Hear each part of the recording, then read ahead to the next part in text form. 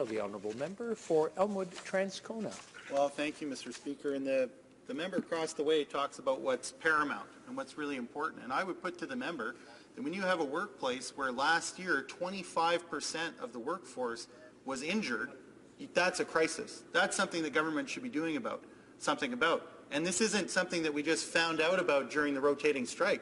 These are numbers that we've had about last year for a long time now. We've known that these problems at Canada Post exist for a long time. The government has had ample opportunity to begin to actually require management at Canada Post to address these ongoing workplace problems, and including the mandatory overtime that's in part responsible for that high rate of injury. So I'm just having a hard time buying the idea that we're in a sudden, unforeseen crisis when workers at Canada Post who are tolerating an injury rate that is 5 times the average for the federally regulated sector, that all of a sudden we're in a crisis and we didn't see it coming and they just need to suck it up and too bad.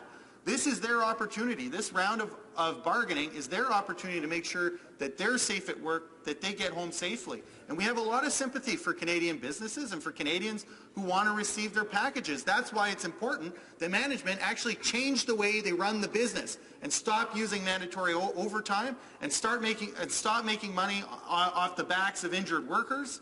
And that's what this round of bargaining is about. The government ought to have been doing something about this since they got in, because these aren't new problems. So it's their inaction and their willingness to get behind the company, signaling back to work legislation and everything else that has brought us to this point of crisis. Shame on them for using a crisis that they manufactured to now ruin the opportunity that postal workers have been waiting for to get justice in the workplace.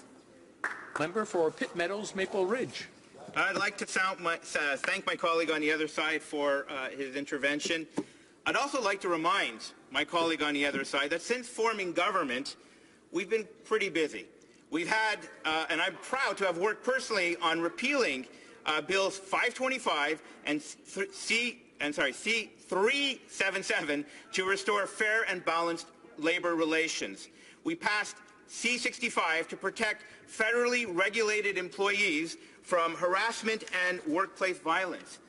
In Bill C86, we're modernizing labor standards to reflect today's workplaces. We're introducing pay equity legislation to ensure fairness. Mr. Speaker, it's quite clear that we cherish the relationship that we have with our labor organizations, and it's important that we continue to work with them to find better ways to execute what needs to happen.